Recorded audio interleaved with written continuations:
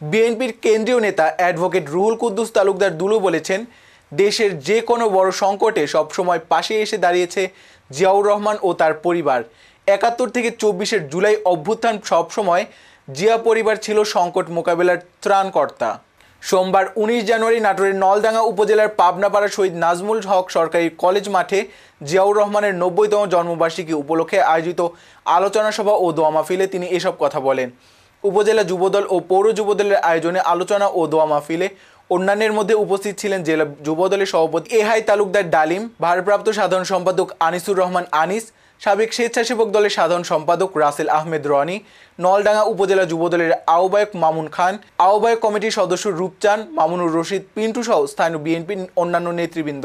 দেশের যখনই সংকট হয়েছে, বাংলাদেশের প্রত্যেকটি সংকটে এই জিয়া পরিবার মানুষের পাশে দাঁড়িয়েছে। অনেক কাজ করা সম্ভব যদি আমাদের সদিচ্ছা থাকে।